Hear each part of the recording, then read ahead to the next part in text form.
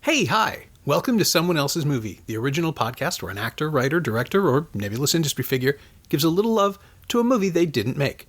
I'm Norm Wilner, senior film writer for Now Magazine, and this is the other thing I do. My guest this week is Gord Rand, a Dora-winning stage actor and playwright whose screen credits include Maps to the Stars, Combat Hospital, Durham County, Killjoys, Pure, and Orphan Black, where he played sinister detective Marty Duco. He'll be seen later this month opposite Carolina Bartczak in An Audience of Chairs, and his first feature as a writer-director, an adaptation of his stage play Pond Life, makes its world premiere in Toronto on Friday, March 22nd at the Canadian Film Fest. Gord picked The Shining, Stanley Kubrick's 1980 adaptation of the Stephen King novel about a family torn apart by an isolated winter at a haunted hotel high in the Colorado Rockies. I mean, obviously there's more to it, but what else really needs to be said? You've got Jack Nicholson, Shelley Duvall, and Danny Lloyd in a great big empty space, trapped with each other and whatever else is inside. And there is something in there. Kubrick makes sure of it. This is Someone Else's Movie. The Shining is the scariest movie I had ever seen. And I don't know if I've seen a scarier one since. Okay, good start. And I saw it when I was 14, I think. And I thought it was brilliant, and I watched sort of as much Kubrick as I could and found them all kind of terrifying, and some of them funny, but mostly, like, I think Clockwork Orange was probably the next one. Okay. And that, when you're 14, 15-year-old boys, means something to you, and I don't know what it does, but it meant something to me and my friends in some way. We all dressed up like droogs for Halloween. That was a disturbing moment. That's one of those things where when you're young enough to not really fully understand. Yeah, no, you're kind of just getting like the whole anarchic spirit of it and going like, whoa, and then kind of choosing to ignore the things that are really deeply disturbing about it. But I've watched that one a couple of times. That one, it's hard to go back to. The Shining is easy to go back to because it's compelling. It's just like it's kind of perfect. It's just kind of perfect. Yeah, I'm kind of fascinated by the mean is a good way to put it. It's like and I watched it probably the time I hadn't watched it for a while. Then probably I was like 30, maybe mid 30s, early 30s, and I was in Ottawa doing a play, and I had my day off, and The Shining was on for some reason at 2 p.m, and it was like August. A theatrical screening, like an actual, like on probably a cable, some kind of cable channel. So it was on TV. Right. So I watched it in my hotel room, and it was kind of like watched the last half. It was like a great movie. And then sure enough, I went to sleep, and I woke up in the middle of the night terrified. And I was like, I watched it in the middle of the day with the sun shining outside on like a bright summer August day in Ottawa, and it still managed to tweak me, and I've seen it I don't know how many times. So there's something about it that works very intensely. Yeah, it's always been around for me. I was 12 when it came out and didn't see it for a few years, but I remember being terrorized by the television spots, which were, just mostly built up with the Steadicam shots of Nicholson and Duvall running through the maze, and cuts to, and it's in the trailer as well, I later discovered, cuts to Danny Lloyd looking, just that weird shot of him looking stark and terrified in the center of the frame. And it was almost an impressionistic assault in the marketing campaign. Yeah. That I remember being really impressed by. It took me a while to come around to watching the film. I remember seeing it because when did they come out? 1980, 81 maybe? 80, Christmas 1980. Christmas 1980. So I can remember seeing an ad for it in the newspaper. And it was the one where it's the block letters of The Shining, and then it's kind of got a bit of a stylized Danny face going, right, like terrifying. I don't know. I guess it's Shelley Duvall's face, probably. It's almost Do you remember that? I remember it being Danny's, but maybe it was Danny's. It's very stylized, though, so it's sort of like just a terrified screen face, kind of thing. Yeah. And that was I remember that kind of striking me. But was there also not a trailer that was just the blood?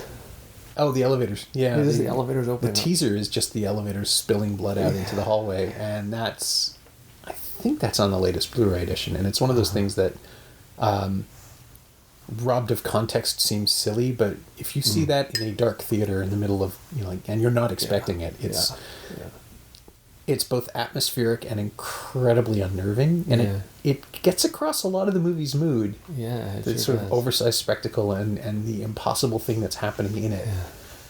And how did they shoot it? Yeah. I always assumed it was a miniature, just because of the way the blood moves. Oh, you think it's got that heavy liquid thing to it that you get when you're dealing with miniatures. Right. But I also wouldn't put it past Stanley Kubrick to flood a hotel set, right? Because he would do that. He was a committed filmmaker, and he would do. I watched in preparation for this podcast. I watched the Vivian Kubrick. I think it's a half-hour documentary. The set footage, yeah. Yeah, and it's awesome. But they do have they sort of hint at the elevator, and then they show them mopping up blood outside the elevator. And I was like, oh, she's suggesting that they actually filled those elevators with blood and opened them up on the set. I don't know. You would figure if they did, she'd have the camera there for it. Yeah, you'd think so. Maybe it would have been destroyed. But they didn't. It was on YouTube, and they didn't show. They would show the preparation for the clip, like they showed Kubrick going underneath and getting a shot of Nicholson in the cupboard. You know, he's trying to get out. He's trying to convince her to get out. And then they want to show. You can see that they're going to the clip for the documentary, but they can't show it. I don't know whether they. Oh, that's interesting. She cut it out, or somebody cut it out. Whether it was just YouTube, they didn't allow YouTube to put it on any scenes from the movie because they cut out all the scenes from the movie that were in it. I wonder. I would also. That's the beauty of anything Kubrick did is that now you can look back and think, well, he had to have a reason because every decision was so completely justified in the moment. So the legend goes. Right. And. My most vivid memory of it, though, is reading Stephen King writing about it over and over again, and King hated it, rejected it. He said that, how did he put it? It was the work of someone who'd either never seen a horror movie or didn't understand how they worked, which I find really interesting because, absolutely, the novel The Shining is a psychological thriller. It's about a man who is haunted by himself and his past. The movie is much more overt about the Overlook being an active participant. I think King said that if you look back at the book, there's nothing that happens in the book that's supernatural except the refrigerator being unlocked and Jack getting out. Yeah. But he also really didn't like the idea that Nicholson played Jack Torrance as unhinged from the beginning. That it's clear he's waiting to go crazy. But I think if it's 1979 and you cast Jack Nicholson in a horror movie, then you're telling the audience what kind of movie it is. It's actually, maybe it's not King's vision, but it's a great way of telegraphing and creating tension right away. There's never any question. Things are going to go badly for this family. Yeah. I was interesting when I watched it the other day because I was trying to think of how that character development happens for Jack Torrance and how Jack Nicholson plays him, because that interview scene is so kind of like tight and awkward, but I think he's definitely going crazy, but he's also just a very stressed out man who's facing seems like he's facing a marriage he doesn't want to be in, a child he doesn't really want to have, and a failed writing career, and so he's extremely frustrated. So it's only when he goes to the Overlook that he goes crazy. Before that, he's just a very frustrated kind of guy that you don't want your daughter to be married to. Yeah. You know what I mean? He just finds all his demons just, served up to him at the Overlook. Yeah. Well, the Overlook gives him the means and the opportunity, right? Because whatever happens, no one will ever know the truth. Yeah. If he decides to slaughter everybody. Yeah. And Nicholson, I don't think either book Jack or movie Jack is planning to do murder.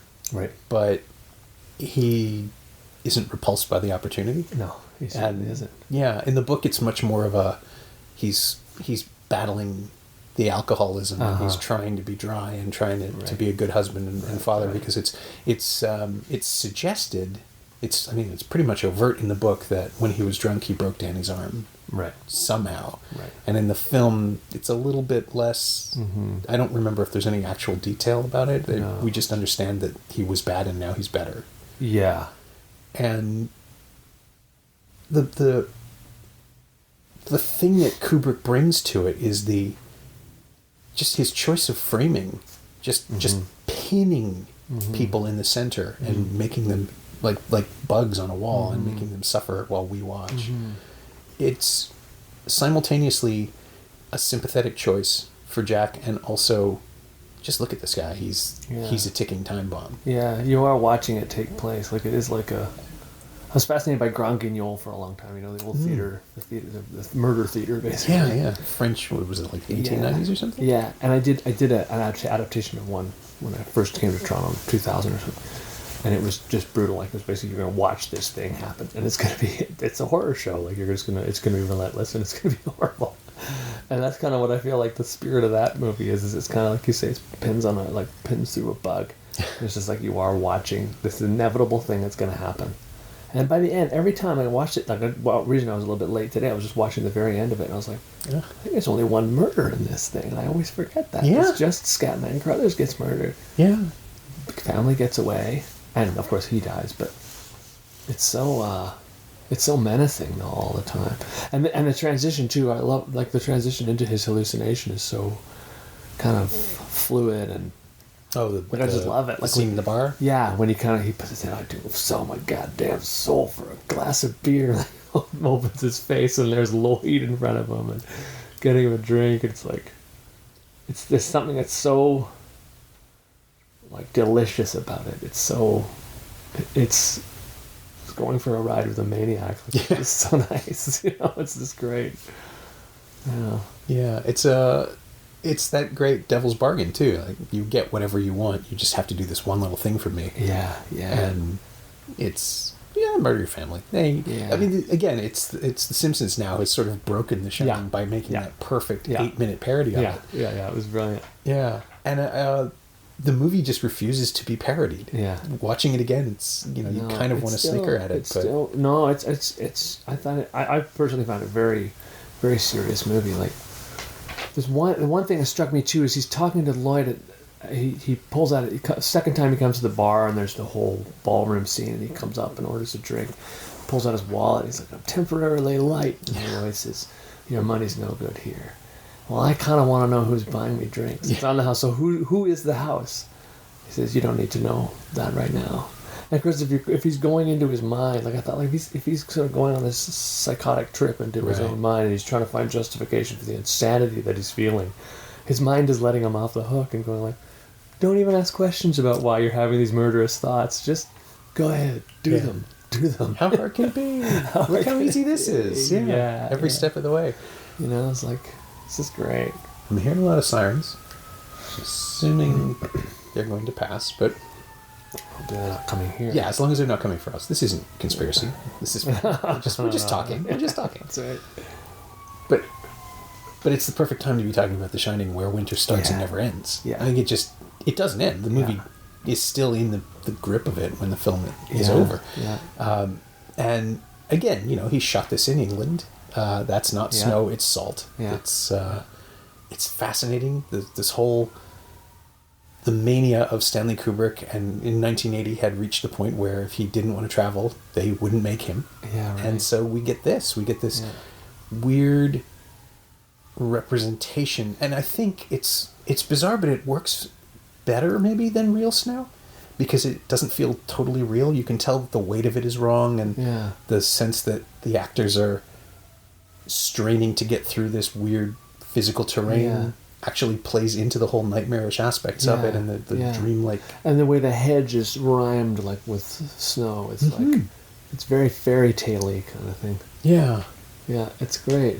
And this, the maze as well, like, especially Jack Nicholson with his eyebrows and stuff, and his real hardcore kind of hedgerow male energy. Yeah. Like, it's like he is the Minotaur, like he is gonna he's gonna go bonkers for sure. Yeah. It's funny how now that you mention it, it's kind of funny that no one ever really looks at The Shining as an early example of the whole toxic masculinity thing, because that's really what it's about. When you were saying earlier about how he seems unhappy in his life, his job, all of his positions, and he's compromising, and that's effectively the blueprint, right? Like, it's somebody who doesn't want to be where he is and comes up with a violent solution. Yeah. So and blames everybody but him. Yeah. I think he says to her just before he storms out, he's like, "You fucked up my life for the last time." And it's just so ugly, and it's a domestic drama that goes wrong. Yeah. Like, it's really awful. Like, he slams out to the bar, and he's like, it is. It's just, and I think that's one of the reasons why it works as a horror, no matter what, is that you're watching something that's recognizable turn.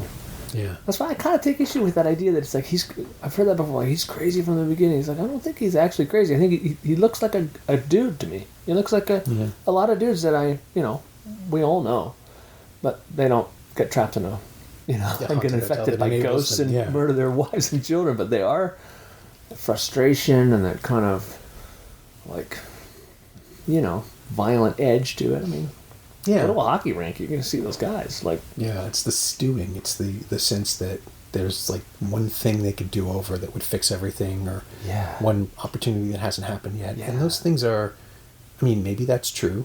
Maybe there is a point in time where, you know, they made whole movies about this in the 80s. If you just stopped that goal or something, you would have been a better person. Uh-huh. But then it becomes no one ever, in these situations, both in literature and in the world, as far as I can tell, in real life, nobody ever makes the next step, which is that, okay, so that didn't work, what do I do instead? You just fixate on the failure and never get past it. And the great and disturbing thing about The Shining, about this version of The Shining, is that when you finally see this masterpiece he's been slaving over, he's not, it's just, you know, it's the same sentence over and over again. He's not writing a great thing. He's not expressing himself at all. No, I know. He has nothing to say. Yeah. So even if he had the career, it wouldn't have happened. It wouldn't have lasted. He's maybe by that point he's an empty vessel because the Overlook is working through him. But I think that's No, but there's something else. the there, bigger, yeah. sicker joke of it, right? Is that he doesn't have the potential that he thinks he has, and that's the most self-destructive thing. Yeah. And to write that, like to write pages and pages and pages in different patterns, and realizing that he's writing sometimes no work and or all work and no play makes Jack a dull boy as like a footnote or as a kind of indented quote. It's just like, what? Isn't there like a Christmas tree shape at one point where he's just clearly amusing himself? Yeah, there's a couple of those, and it's like it's total madness. But yeah, there is something like there isn't. That he is empty here. There is nothing to him. Yeah. And Nicholson's great at that because he has the surface charisma and he has the energy. You can see how this guy would sucker people in. Yeah. You see it happen at the very beginning where, was it Ullman, the hotel manager, he just wants a body in there. It doesn't matter that this guy, I mean, as long as I assume, you have a family, that's good because, that'll keep you sane. Yeah. You just have to walk through some rooms and pull levers and make sure nothing catches on fire. Yeah. And that's not an overqualified position. No. Like he's going to be fine. No. Except, of course, that he's not. Except for and of course the hotel too. Yeah. Everybody's got to leave, and the great line where he says like, so there's one thing I just need to tell you, which is what happened in 1970 when our caretaker murdered he murdered them and dismembered them. It's really graphic description of it. Yeah. Jack Nicholson, you're like, well, how's he going to react? It's like, well, I can see why you want to tell me, and I can see why your higher ups wanted you to tell me. He kind of laughs it off. Yeah. But it's social skills. They leave him too, and when they leave him, I think they're it's just sacrificial lamb because nobody stays. Like even Scatman Crothers, who's got The Shining and knows there's something wrong with the hotel. Yeah, that's the thing that's the thing. The magical Negro thing that King uses is in the Green Mile and in this where there's a black character who is sacrificed to the white family's salvation. Although Halloran doesn't die in the book. But Kubrick seems to understand that that's his purpose. Right. I mean, I remember people were really pissed at the time. It's like, well, he goes all that way and he just gets an accident. It's like, because the movie is hopeless. Yeah, the book isn't. Yeah. But the movie, that's a Stanley Kubrick thing, right? You do all the effort and it amounts to not only nothing, but you die. Yeah. Immediately, it gets you right in the heart. Walks in the door, boom, dead. But Crothers is so good in his early scenes with Danny Lloyd that you feel that presence, and you should be upset when Halloran dies. Yeah. Like it's not a betrayal of the material; it's a betrayal of the audience's expectations. Yeah. And when it happens, I have been told. I think I've either read this or someone actually saw it in the theater and didn't know. I can't remember if this story has been related to me or if I've just read it. But someone who hadn't read the book saw the film and watched Halloran. That scene was described as screaming in terror because that's not right. Yeah. And that's exactly how it should be. Yeah. Yeah. And in horror movies, on some level we're kind of rooting for the deaths because it's a horror movie. That's the genre. That's what you're there to see. Yeah. And I think it's kind of amazing to have Stanley Kubrick make this movie and have a character just dispatched so mercilessly and make us feel it, make us just cringe at the moment. Yeah. And it really is terrifying. Yeah. Like when Nicholson just bursts around the corner and whacks him. Yeah.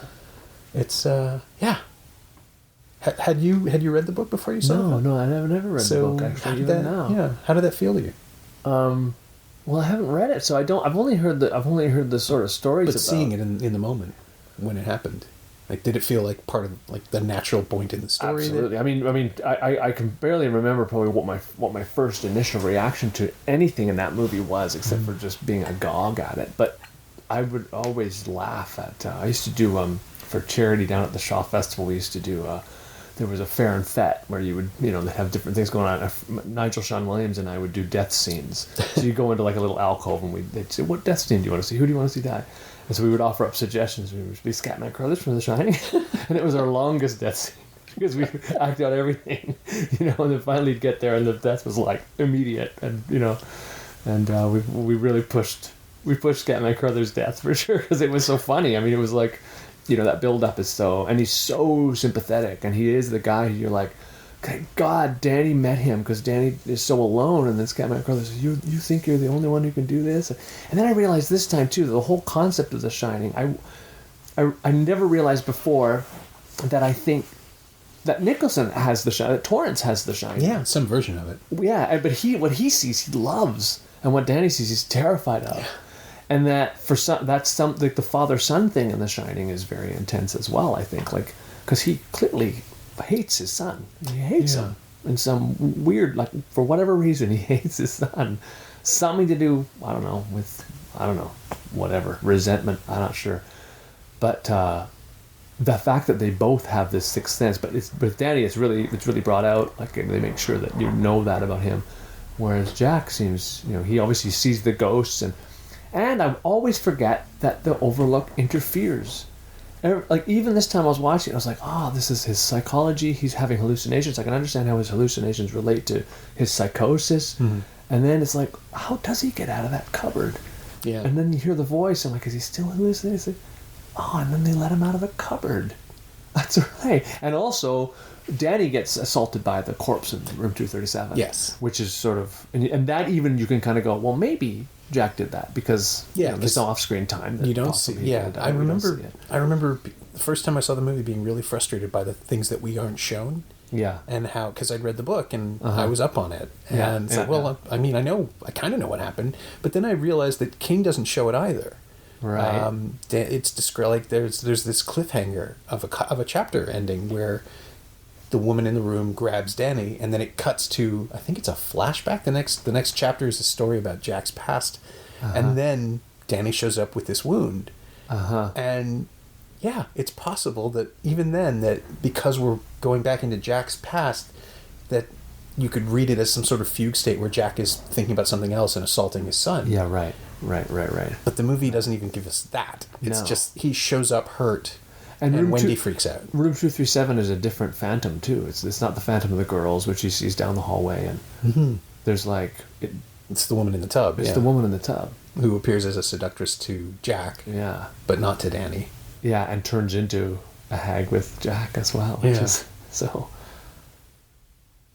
It's this so great, pure primal unnerving thing. It is, yeah. And I was listening to it on headphones because, like I said, I came home late to watch it, so I was listening to it through my son's watching on his PlayStation. I was listening through his headphones while the kids were sleeping downstairs. So I was getting a real dose of the music. Yeah, that's a great way to immerse yourself in this film late at night with headphones. Yeah, and the sound is the music he uses is nobody's ever done anything like that. Nobody's originated. I mean, I feel like he's. I mean, you know better than I would, but I feel like that's that kind of Clockwork Orangey kind of it's fucking with the classics and bringing it through a weird 60s kind of synthesizer, and how off-putting that all is. Like, it's so, I don't know what, it's off-putting. Yeah. Very off-putting. He's always had the ability to use sound to his own horrible design. Yeah. Like, even the way the aliens sound in 2001 at the very end of the film with the strange kind of, it's a shriek or it's a cello string or it's something like a moan that you can't fully understand. Yeah, right. And then Clockwork Orange playing with the classics and then Barry Lyndon, where it was just very sort of conventional chamber music, but almost sarcastically. Yeah. Somehow. Yeah. And then to get to this where, it's wrong. There's something wrong about it.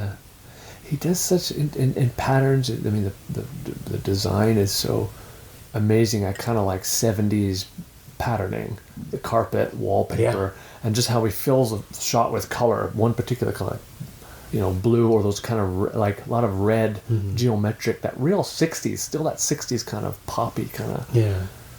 Like it's very striking and artificial, and I kind of go like, what world are we in? Like we're in the world, And then he uses, like, when he shifts from the interview back to Danny, and suddenly you go to Danny's room, and he sort of frames it with like stickers on the door, and it's all round, it's all soft, and they show Danny with his sort of soft hair, and he's on the pillows, and he's waking up, and he's so vulnerable. That kid is so beautifully vulnerable. Yeah. Oh, it's just, and they're both, I mean, Shelley Duvall's completely vulnerable, just sort of so, Yeah, we haven't really talked about her yet, and physically weak. she's frail. She looks like a Keen doll with huge eyes. And it's an evil casting, but perfect. Like she is, like, her performance is absolutely amazing in it, and it's like, but I just think it's like, Kubrick is a perfectionist, and there is no quarter with Kubrick. Like, he goes, about Jack Nicholson, having him kill Shelley Duvall, or try to kill her, and have him try to kill this beautiful little kid. Like, perfect. Yeah. You've got to have your victims have got to be, you really don't want to see them die. Yeah. Like, you really don't want to see it. Yeah, and given that, what is it, almost 2 full hours of the film is just those 3 people. Yeah. With the occasional ghost. Yeah. But they never interact with them all together, and there's just like, it's one-on-one, 2 shots, and the pairings of it, the Jack and Wendy, Jack and Danny, Danny and Wendy, they're almost never all together. Yeah. And if they are, then then Jack is isolated within the frame. That's right. That's interesting. Yeah, right. And there's this weird visual thing going on that The Shining makes Danny frightened, and so he starts to pull away. But also Wendy starts to look sick. I mean, she looks wan and wasted before they get there, but she seems to get worse while they're there because she's bored, there's nothing to do, she sleeps a lot. Yeah. While Jack is off being manic at the typewriter. Yeah. And you get the sense that all 3 of them are reacting to the hotel's energy in different ways. Yeah. And now we know that it's just Kubrick wearing Duvall down with like 90 takes. Yeah. And nobody else had quite the same treatment. Like Nicholson had his energy up for all of these takes, and she's just receding and receding and receding. Yeah. And somebody told me, who was it? Oh, it was Carla Gugino said that when she was shooting San Andreas, there was this big effect scene that they did it in one take, and it was mostly CG, but she's running through all these collapsing frames and stages trying to avoid the building that's collapsing underneath her. And she said it made her reconnect to her theater training, where your body doesn't know you're acting. Yeah. So you come back from a day and you have to remind yourself that you didn't spend the whole day not dying. Yeah. That it was just work. Yeah. And with Duvall, I think you can see it. You can see her carrying this exhaustion. Yeah. And it's great for the performance because it puts us on her side immediately. Yeah. And incredibly sympathetic, but dear God, it could not have been a fun job. No, I mean, I think they shot for 13 months or something. Yeah. I mean, you know better than I would, but like, something like 100. I mean, I was just looking at it the other day, researching it for this. Like I said, I didn't realize they did 137 takes of the discovery of the novel and the subsequent like battle. I mean, it's nightmarish. It would be very tough. And what can you give on take 70 that you couldn't give on take 50? I think just the exhaustion of it, I'm sure. I don't know. I don't know. Yeah. I don't know. But there's something about his perfection that is, like, there's very little piece of art, there's very little that's flawed about that movie, I think. It's pretty perfect. There's not a lot. I mean, that's my opinion anyway. I think it's pretty great. Yeah. It's hard to dismiss, right? Like, it doesn't... No. I think King is right. I don't think it is a horror movie as we understand them, but I think that's why it works. Yeah. And he's the one person in the world who couldn't appreciate that because he's too close... He's literally... it's too close to the material. And it's a different kind of horror from him. It's kind of... I feel like it's British or something. There's something like... It's just not... It's absolutely unsentimental. and it doesn't. I don't think it doesn't seem to luxuriate in it either. It luxuriates in tension rather than like, blood. I mean, I think about American horror. It's not. I think it's sort of less. It's less arty than like that kind of horror. But slasher. Like Halloween's great, but there still is blood spray and whereas he's way more like, no, it's not about a knife going into a body. It's about like the spirits that make people do that, and and it's like, it's cheeky. It's like, come with me while we go on this dark hallucination. We're going to take you through a hallucination. It's not like there's only one person dies in the movie. It's like, and the camera work too is, you're right, it's seductive. It's that Steadicam thing where it's just like, come with me, we're gonna go somewhere where, I mean, you are literally gliding along in the wake of this thing. You're following Danny on his big wheel, which is kind of fun. And even then, when he sees the little girls, the big shock in the first hour is that you just turn the corner and there's something there you didn't think was going to be there. It's not. It's like there's no sting to it. There's no shock. It's just okay. That's not good. That's not good for anybody. And it's very dreamy too, I think. Like even when I was noticing when they just even the sound, obviously the famous sound of the carpet. It's like there's something about falling asleep, hypnotic in that to me, and then also when they're climbing out of that little tiny bathroom window and they're squeezing him out and Jack's getting in the end, they have to get through this tiny hole, and Shelley Duvall's got to try to get through the tiny hole. And there's something about like escaping through a tiny hole that's just like so nightmarish. Just like being in a nightmare. Like, I've got to get through here because and I think that's what's most effective to me is like it's like a dream. It has a very much a dream logic and a dream, and it slowly spills into dreamland too. Like it. And then it also, like, it's hilarious because it's like for the first 5 minutes, there's, I don't know, 5 horror movie tropes that come up. It's like, well, there was a murder in here in 1970. There was the Donner Party that died here and they ate each other. And we were on an Indian burial ground. That's right. Just like, an Indian burial ground, come on. It's like ridiculous. It's as close as the film comes to comedy. You really... But it's sort of like, it's like he goes, let's just get all that crap out of the way, and then we'll get on to the real stuff, because what we're talking about is a psychotic man who's... But we're talking about ghosts, too, and that's where it gets... Because I like... did you see Hereditary? That horror movie?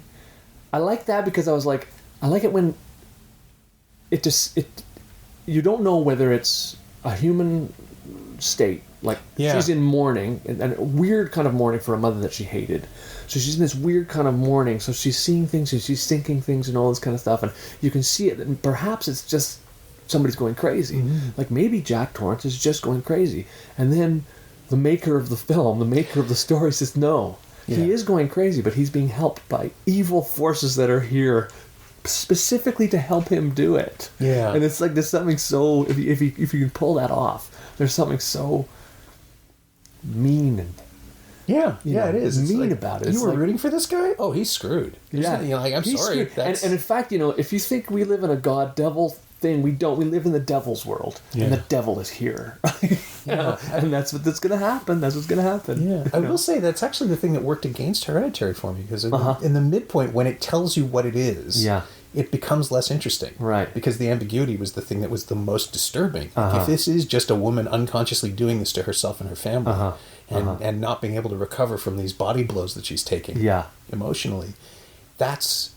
I mean, it's the Babadook, but it's a real powerful, simple tragedy. And then adding, there's also all of this stuff. I hope you've been paying attention, because this is all going to be factoring in the next 20 minutes. And you're like, I saw that. Right. Okay, I know what that is. Right. It's like Rosemary's Baby telling you what's up at the 1 hour mark instead of at the 2 hour mark. Right. Not that that can't work. I mean, a lot of people really liked the second half of Hereditary. I was affected by it right to the end. I was like, no, I think it's great. It's not disappointing or anything. And I like the visual stuff, and I like what they do, but once you tell me what's going on, I can start to figure out in my own brain, and I'm going to relax instead of get more into it. The Shining, I mean, that's the beauty of The Shining, is that it tells you what's going on in the first 3 minutes. It's all in that speech. Here's this litany of tragedy, but I'm sure you'll be fine.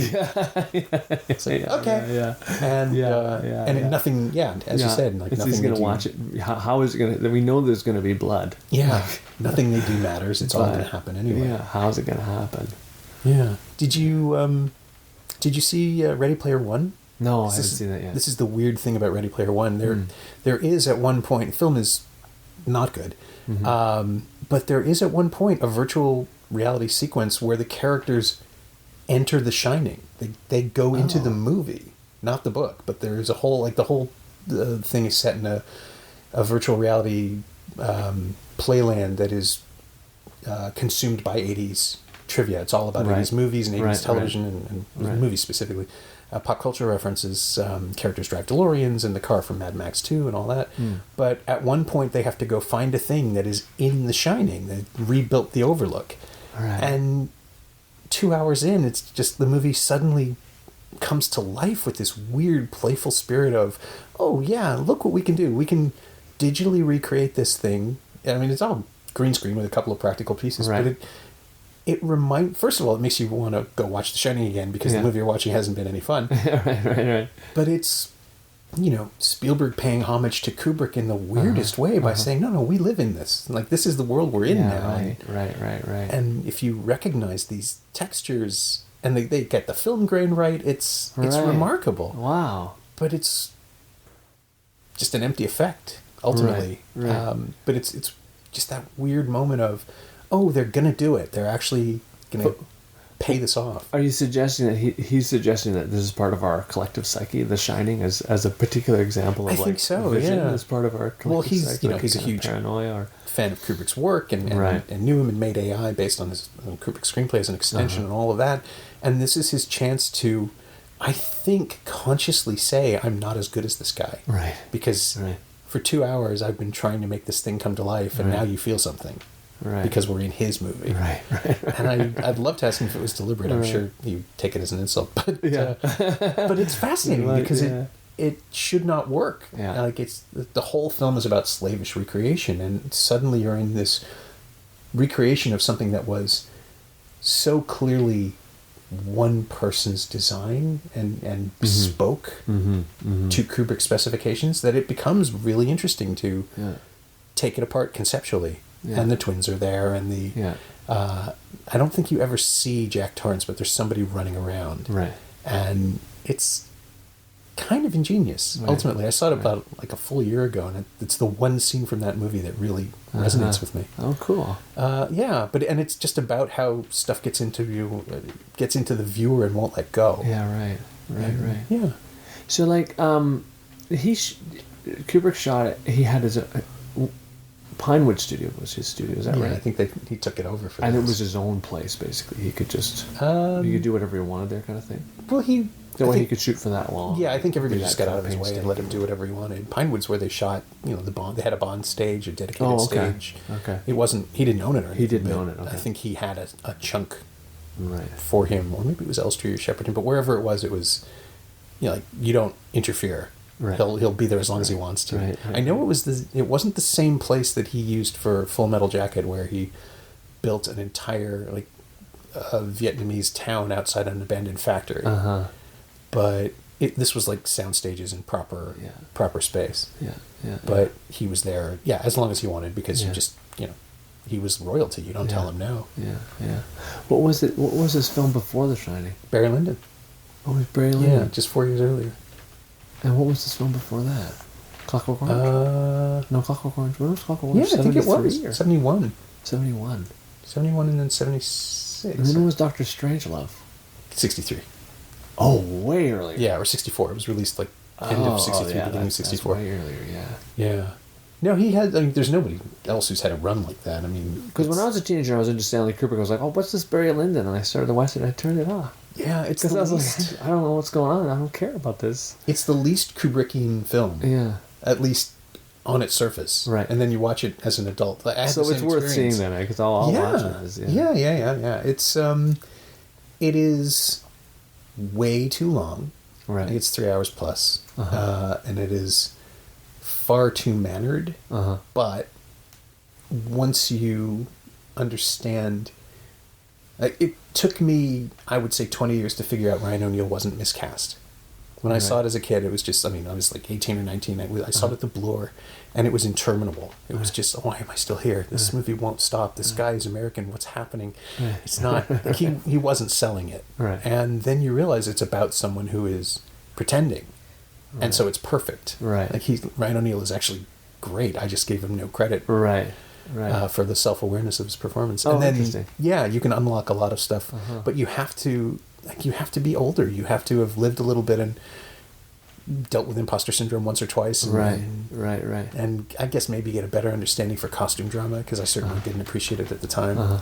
And now, of all things, The Favorite has put it into context, because they're very, very similar. Visually, I mean, Yorgos Lanthimos is doing it in homage to Barry Lyndon. Yeah, just the choice of lens and the way he shoots things. Right.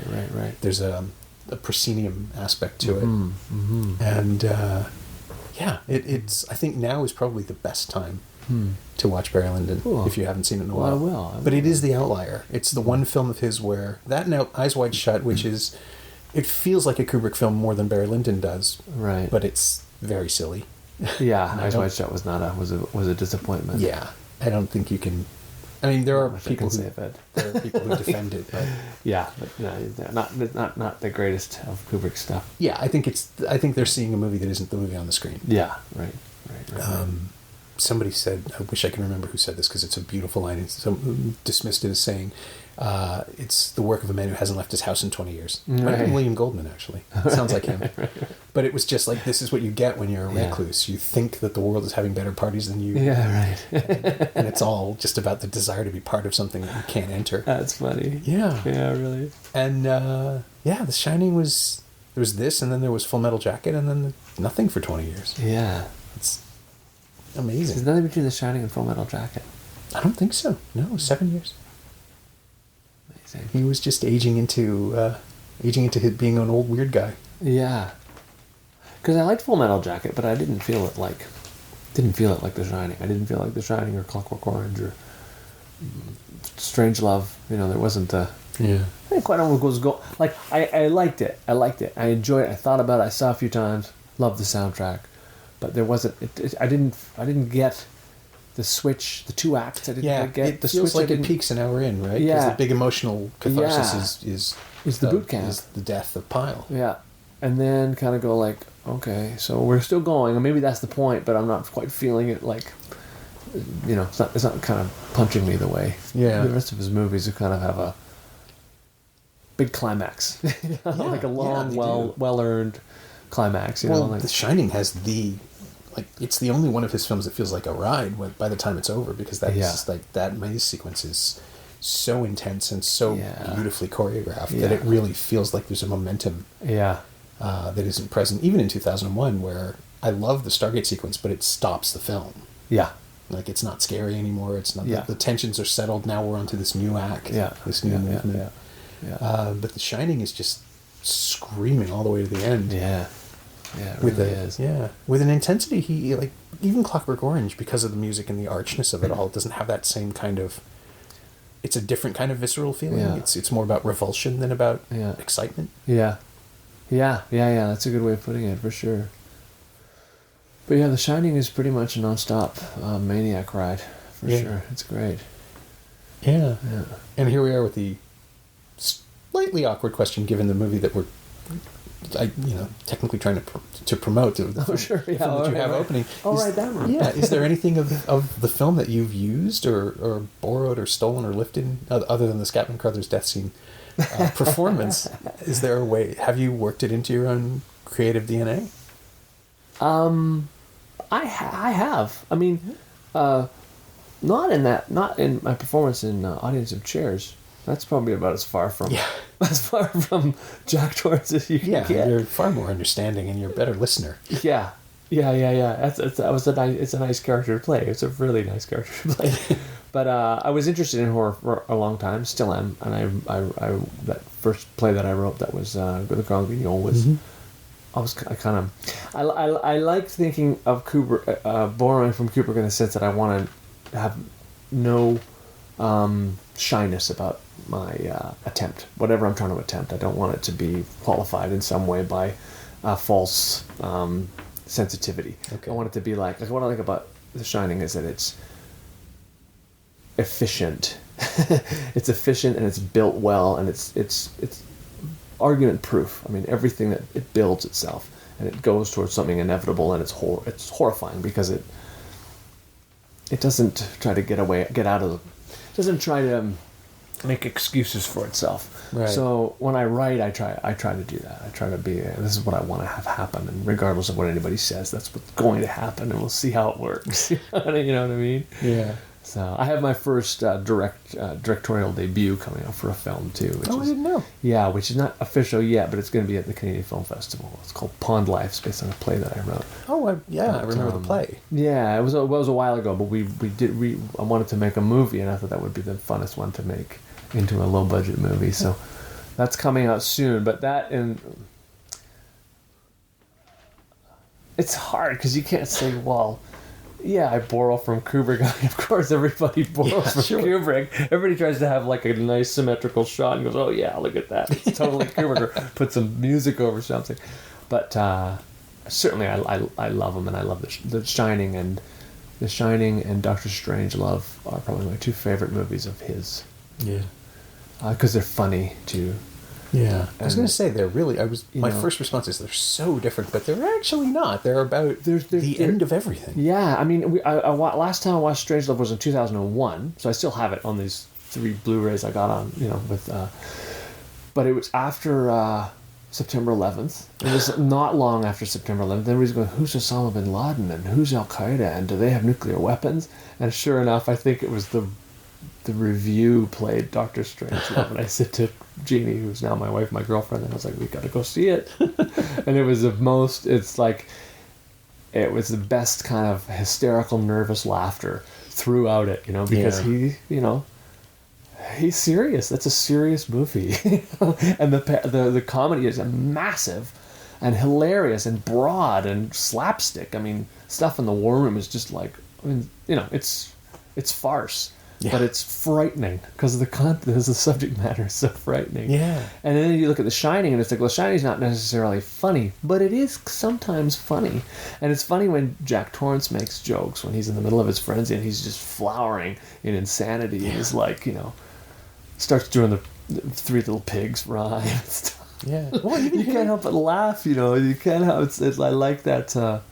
I like when you can be pushed into hysteria like that as an audience member, Yeah, well, even the "Here's Johnny" moment lands, like, it's disturbing as hell because of the way it's framed, but he is making a Tonight Show reference, which, it doesn't land now the way it used to, I'm sure, but at the time, it's like, that's awful. Yeah. That's really horrible. He's torturing, because that, traditionally the Tonight Show was the thing that couples fell asleep to together. Yeah. He's torturing her with a memory that they had. Yeah. And... Yeah.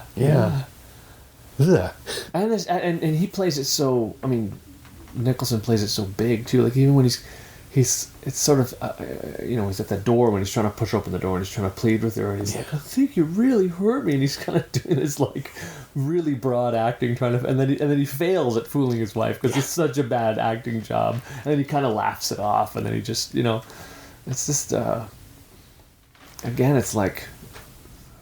There's something delicious about it. Yeah. There's something that's so fun about it, but it's also totally horrible. That's what I would like to think that I'm influenced from Kubrick by with whatever I do. Is that there's something fun about it, but there's always something horrible about it. Yeah. Enjoy yourself, but you're not getting out. Yeah. Exactly. Yeah. Yeah. And I remember the thing that was going around, the urban myth that was going around at the time that we were watching, because we were watching on a VHS and watching each other's basement and stuff, and we say, what I think he did at the beginning? I heard that he had taped the sounds of a slaughterhouse and he played it super quietly over that first, the helicopter shot coming up. So you just feel a subliminal suggestion. Everybody's doing subliminal suggestion in the 80s. We were like, oh my God, it's subliminal suggestion. We hear animals dying and we're watching this thing. Mm-hmm. And I've listened to it, like, no, there's no animals in there. No. That's just good composition, Yeah, it's some weird atmospheric stuff. It is. There's that thing that's going on over Symphony Fantastique, but yeah. And that as with so many of the classical pieces he's used in his films, that movie broke Symphony Fantastique. Yeah. I can't hear that anywhere without this clenching yeah. sense of dread. Yeah. To the point where other filmmakers have used it. It's like, you shouldn't do that. Yeah. It's just, that's in Shining. You can't really do it. Yeah. And I remember too, because I was watching it this time too, and I thought, this music sounds very different from what I remember it being way like deeper, darker, bassier. But I thought, no, it's not. I think it's a synthesizer. I think he's playing it on a Moog or something. I wouldn't be surprised. There's something chintzy about it. There's something like Kubricky about it. Something that 60s kind of bad British synth, like, whatever it is. But I was like, my memory of it is so much more intense than the actuality of it. Yeah. Which is another thing that the best horror movies do. Right? Yeah. They live in you forever, and they kind of pull at you when you're not expecting it. They become bigger in your mind. Yeah, definitely does that. That's interesting. Now I can't think about that blood scene without thinking about it being done in a miniature.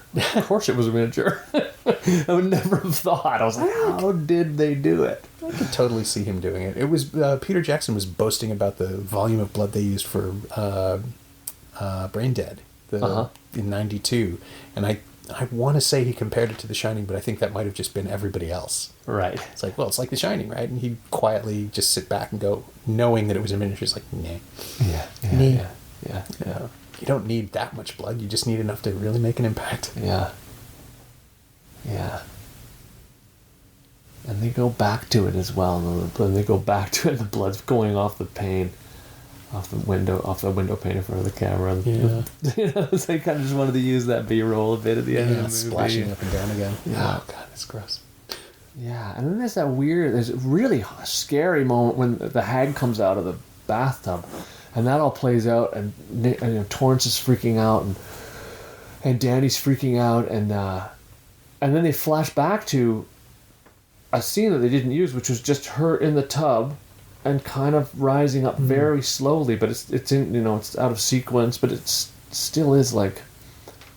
It's like a hallucination or something. It's kind of brilliantly inserted in. Well, the way that Danny's Shining is presented to us is more like feeling and understanding, right? Like he doesn't, and maybe that's part of it. He doesn't know how to process what he's seeing. Yeah, right. I'm thinking about The Sixth Sense now, which is like the direct descendant of that element of The Shining, where you have a kid with profound power who doesn't actually know what to do with it, or how to interpret what he's seeing. Yeah, and that. Because it puts us in Danny's head in the movie, it's more disturbing for us, because if we understood, like the idea is if you're watching them over and over again, you see movies with kids in them and you understand what's going on because you're an adult and you've lived the experience. We don't have that here. We can empathize with him, but we can't help. We can't, we can't get ahead of it. We're just in it with him, which is a great way of conveying that. And King in the novel would just insert The Shining with in sort of brackets with italicized text of the idea or whatever the thing was that was going on, but he wouldn't describe it. He would just throw in these flashes of. So it's like he's having a dream. It's like he's having kind of internal dialogue, bits of dreams that he sees and snatches and glimpses. Yeah. And Kubrick found a way to do that. That's actually more disturbing because we can't look away from the screen, right? You can put a book down. Yeah. But The Shining is that thing where you really need to see it in a dark room with the doors locked. Yeah, it's great. Yep. Just watching trauma be born. Yeah.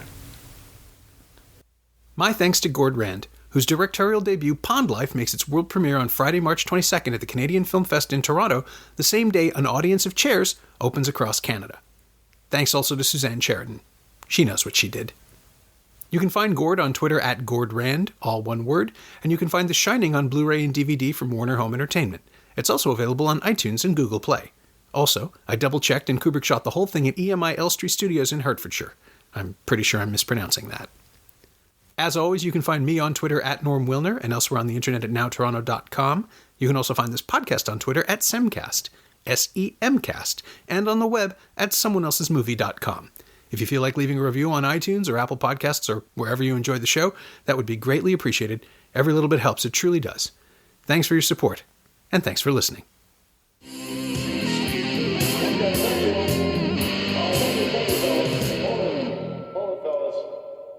I'm afraid you're just too darn loud.